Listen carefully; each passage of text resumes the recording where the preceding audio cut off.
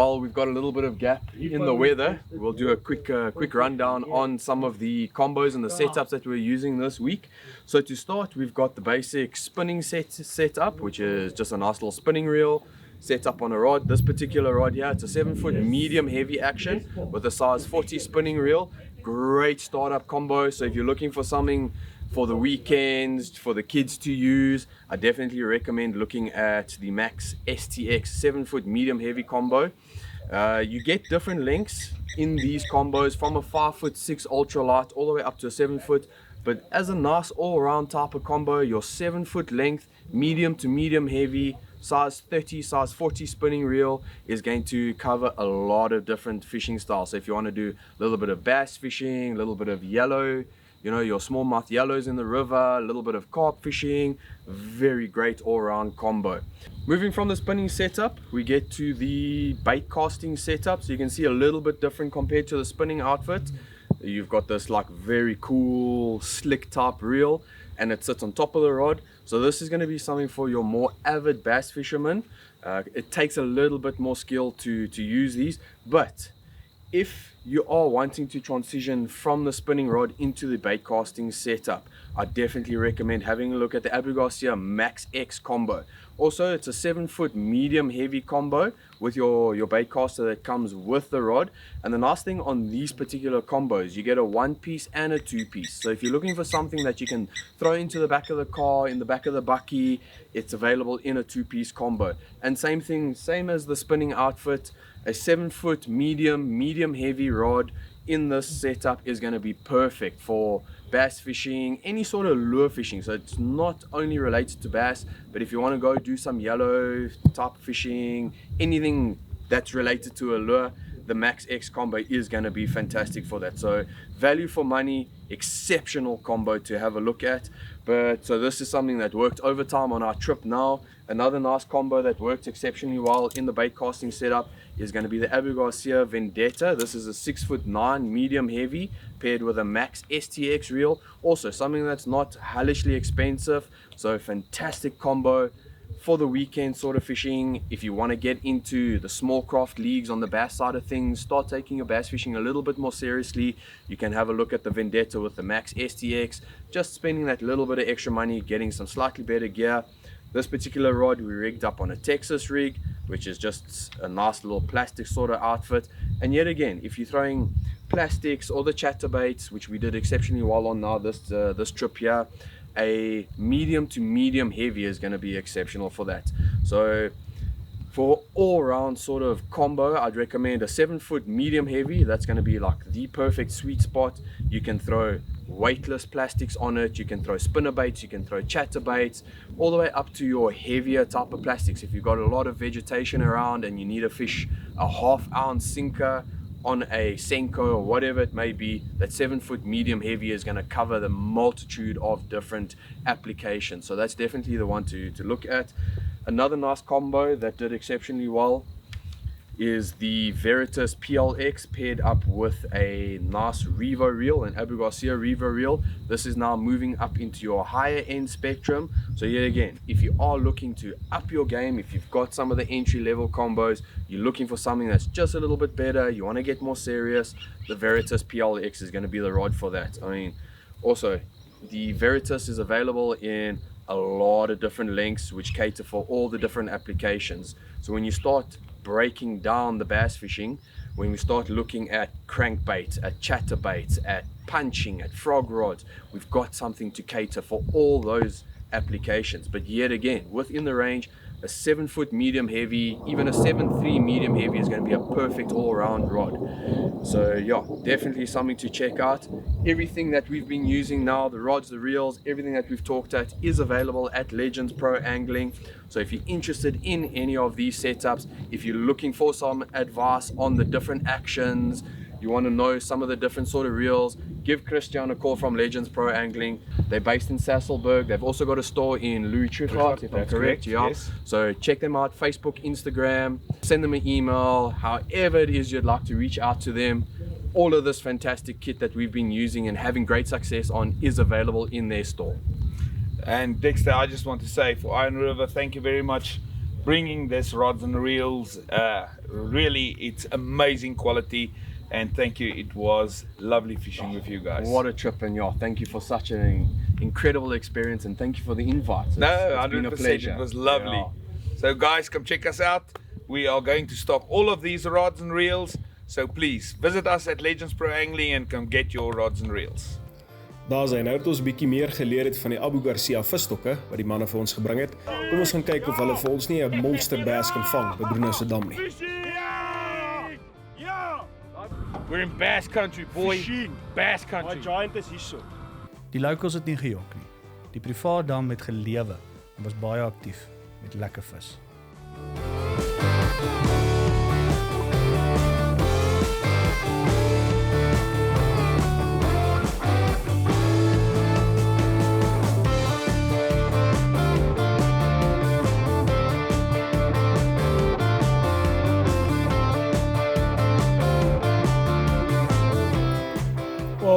Wat die laaste 4 kaas gebeur, ons het 'n bly double hookups gekry. So dis een van die beter visse van die middag sover. Ons is net so oor die 2 kilos gaan. En ja, ons soek die groter ene. Sal nou kry. Ja. Malux, so spinnerbyt. Dankie julle. Right, so ja, ek het gisterand bietjie daar na my local watergat toe gaan vir 'n sappie. En toe loop ek die span raak en ek praat bietjie manne en ek hoor hulle sterk op soek na Bruno se dam. En obviously ek het die legende gehoor in ons area van Bruno se dam en ons het hulle na toe gebring. Baie lekker vis gevang. Ja, ons het seker 'n hele paar gekry van rondom die 2 kilo merk. Een van miskien net oor die 3 kilos. Pragtige visse. So ons het nog nie daai grootte gekry nie.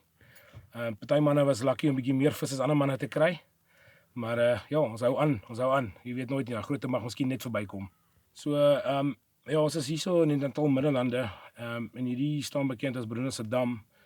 En ons spesifiek hierdie dam kom vis. As gevolg van die goeie vis wat hierin is. En ja, daar's seker min damme wat jy kan kom in so 'n goeie sessie in 'n kort tydjie. Baie groot vis. En ja, ek dink definitief die legende van Bruno kan dan net waar wees op 'n dam soos hierdie met die hoeveelheid groot vis wat hier is.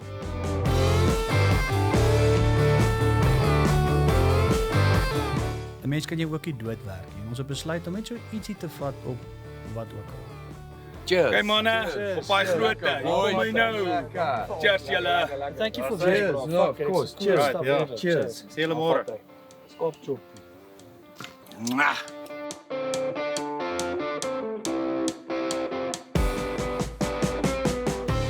Ek het nou besluit oor my vrees kom vir die whitecaster. Ek het altyd die koffiemeel tradisioneel gedoen en ek sê ou wat almal gaan altyd so trots net so. Nee, ek doen dit as ek bietjie warm is, maar verder doen ek wat ek van hou. Ek kan nie. Maar hulle sê die moderne goed, die eerste whitecaster moet ek sê wat ek mee gewerk het was so skroes en dit was 'n vibe. So ek wil nou probeer om met hierdie billetjie te taan oefen. Ek weet jy wat in my skool. Dit is daarom nie so moeilik nie. Die albums is ingestel klaar. Okay. So nou het jy al klaar gegaan van beginner na pro. Ja. Alright. Obviously. So nou gaan ons net knoppie. Kyk knop nie. Ja, dan hou jy die duim op daai spoeletjie. Altyd. Ja, net so, nee, jy kan die knoppie los, maar jy net jou duim op die spoel hou want dis nou waar jy alles gaan reguleer. En dan het jy 'n baie even swing. Obviously, okay. Yes. Laat ons hom sien. En dan breek hom met jou duim. Stop hom net as hy val. Okay. Die oomblik as hy val, dan stop jy hom. Nee, jy kan net met die handle draai, sal self oorklap. Oh, okay. Alright. En dan hou jy met jou hand so. Ja, skuif daai trigger. Maar hierdie gap of either daai gap toe. Sure. Nee. Oh. Nog 'n bietjie op. Laat ek sien. Oh. Sien, nou het jy 'n bietjie meer beheer van julle Maar nou kan jy 'n bietjie speel met jou gewrig gee. Yes. Chicken moet maak daai vis al klaar ry hier. Okay. Lekker. Ek is Gaan weer daar die bome in of Yes, ons gaan. Okay. Probeer die ei 'n bietjie meer hoor hè. Ja. In plaas dat jy hom daar gooi hom 'n bietjie meer op boontoe. Voel jy lekker wry? Ja. Wr. En in 'n oogwink is ek absoluut te proud. Dit het ook gesê as jy regtig goed vashou, as jy klaar praat. Ons was net hier gekom met die een boot en ons vinnig al 2 visse uitgehaal. Ons sien julle nou, water is mooi skoon so ons maar binne in die boom en ons is nou 'n bietjie meer gefokus op dit vir voor ons 'n update kan gee dat ons net gou hier ietsie draai in die boot kry.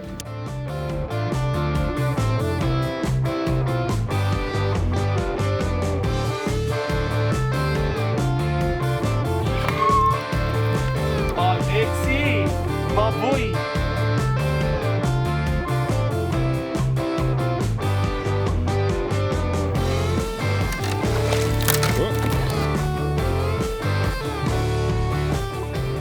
And now clamp down on him. Climb.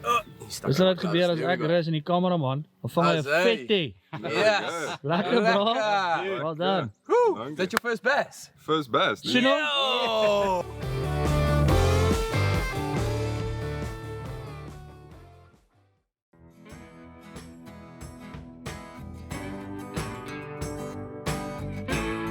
Got him. Here we go. Nice. Yes. Nice, sexy. Got it. Yes, there we go.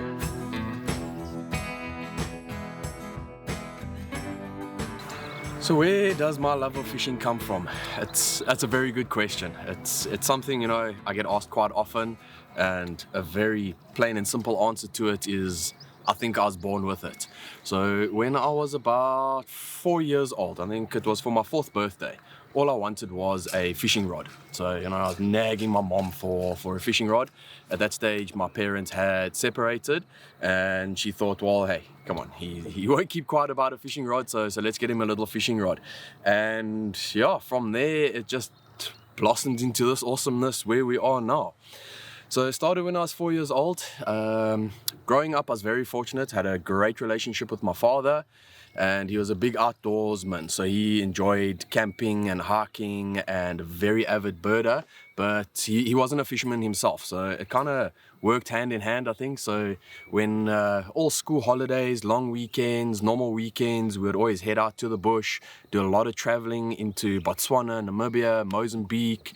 And so we both got to kind of share our passion. So my passion for the outdoors grew from my father, and then with us being outdoors, we would do the camping and that, but we'd always go to a venue where there was dams and rivers and the ocean.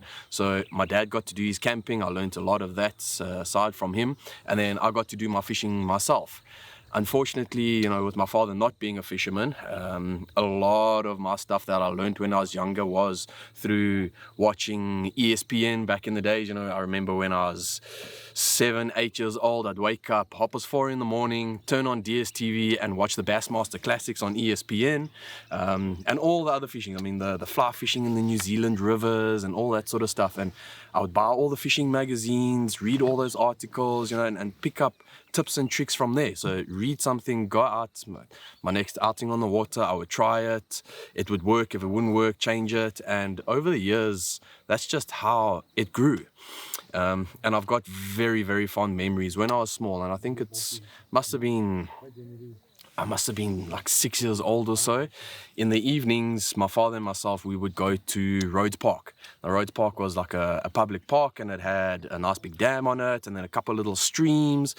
And so we would go at night, and I had a little bamboo stick. My dad made me a fishing rod out of a piece of bamboo, just with a gut and a little dobberkey on it with a hook. And we'd take some earthworms, and in those small little rock pools at night, we'd have our little head torches, and I would go catch all the little kerpa.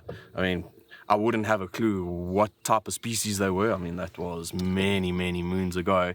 But hey, I mean, yeah, that was fantastic. So to now be talking about that, it's a blast from the past. Lekker to bring those memories up. And so from catching those little kerpa and everything, then my fishing changed into trout fishing and carp fishing. Then obviously with the carp fishing was barbel fishing. When I was about 9 years old, I taught myself how to fly fish. There were many, many weekends that I spent at a local trout farm where I lived. And I'd sit and I'd watch the guys fly fish. And I decided, no, I want to give this a go. You know, it looks very cool. So from watching them, my mom bought me a very basic startup fly combo. And then I started mimicking these guys. And obviously the guys on the bank that come and that helped me, give me tips, and then I started doing fly fishing for the trout, and it evolved from there. And then I'd say I was about just before I turned 10 years old. That's when I got hooked on bass fishing. It's the first time I went out and did a bass fishing trip, and that was to Rustenwinter Dam, which is still my favorite dam to this day. And I mean, I still remember it just like it was yesterday. We were on our canoe, we were sitting up against a bed of reeds, had a small little grub that I just rigged. I mean, back then I didn't know anything about bass fishing and how to rig plastics or what to do. And I was literally hanging this grub off the side of the canoe, sitting there for a while, and then I turned to my dad. I said, no, I don't think there's any bass here. Like, nothing's happening. And as I went to go reel in, all hell broke loose. I mean, my reel started screaming. This massive fish came out and jumped next to the canoe. It actually almost jumped in, and he came off. And from that day, that's when I got hooked on bass fishing. And then I started buying all the bass magazines, watching ESPN a lot more often, taking notes, and and it evolved from there. And it's something that's been with me ever since. And then growing up with all the traveling with my dad, I got into rock and surf fishing, so I did a lot of rock and surf fishing. So I've done quite a lot of fishing and I enjoy it all. Obviously, bass fishing is kind of my forte. That's what I do competitively. But if I can throw a rod, regardless of species, regardless of size, if I can get a bite, you know what they say, the tug is the drug. And that to me is something special. So growing up with that, I mean, I'm absolutely thankful for that. And it's something that's deep in my heart. A lot of fishermen that share that same passion will know that feeling that I'm talking about. And yeah, for many, many years to come, this is what I'm going to do. I decided to make a career out of it. It was my passion, and I definitely don't regret it. I mean, it's a Friday afternoon and we're sitting on Albert Falls Dam catching fish. What a fantastic experience. I mean, what an amazing life. And if I can give any sort of advice to any youngsters out there, you know, obviously with all the technologies and that, it's difficult for them to get into outdoors. But if you got the opportunity to get out and do some fishing, take it. Regardless what sort of fishing, you're going to disconnect from what I'm going to call the rat race and connect with Mother Nature. Mother Nature, there's something phenomenally special about her. And this is also one of the reasons why I get out so often to do fishing. I don't have to catch fish. As long as I'm out here, birds chirping, good company, you know, out in the middle of nature, it's food for the soul. It honestly is. Nou in Afrikaans? Near fork. Like you said, I think it's just about getting out of traffic. Yeah, exactly that. Just getting look, I can do this the whole day. Who can't? I'm also good at it. At this. Oh! There was a bite. Yes, vat hy mooi, vat hy daai ding. Terug aan die ander boot om te kyk of hulle 'n bietjie geluk het.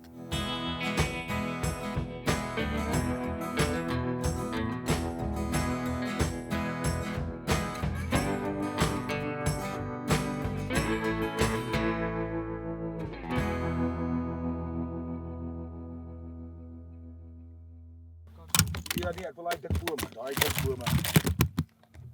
Net ons fish and chips.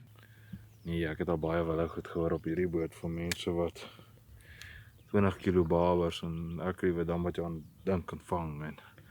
Maar die grootste een wat baie mense ken is seker die babers by Harties waar die sluise vol lê. En die polisie duikers so bang maak, hulle wil nie afduik nie want dis sulke monsters, hulle vang mense. Daai is die grootste storie. As jy daai ene glo, nê, om jy nou by my kom en dan gaan vir jou wilde stories vertel, ek gaan vir jou dat glo in dwergies en leprechauns en sulke dinge.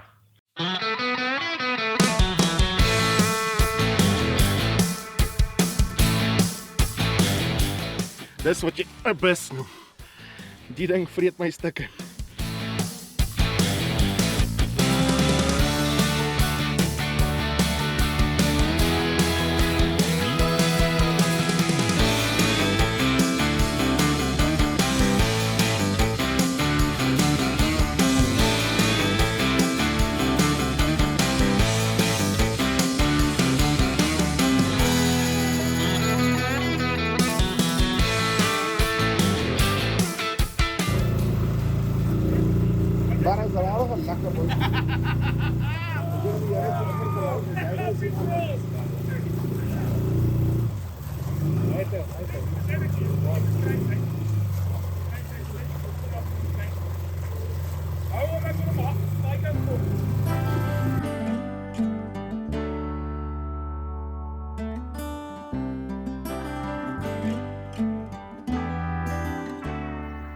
Ja, vang 'n moeilike vis. moet sê, dis altyd is lekker om op die dam te wees, man. Ek laat die ander oukies ook net 'n kans gee, dat hulle ook net 'n bietjie speel en so. Ag, hulle doen so goed. Hulle doen regtig goed. En dan sal ek nou so voor so 10 minute voor beseringstyd sal ek 'n bietjie speel. Kyk ons. Maar otherwise, is hard hier hoor. Baie effort. Maar dis maar dis die tipe opofferings wat 'n atleet moet bereid wees om te maak. Ure en ure, konsekwentheid, dissipline, positive attitudes, daai tipe goed. Hydration.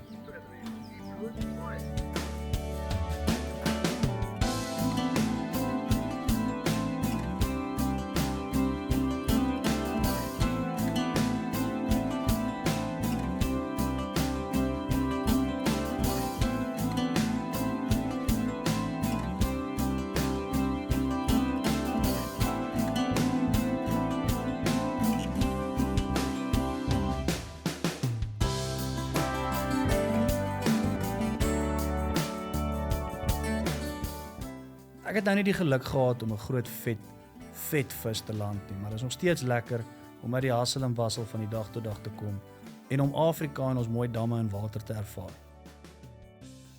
Jy gaan nie altyd die grootste visse vang nie, maar jy het altyd 'n kans. Tot die volgende keer.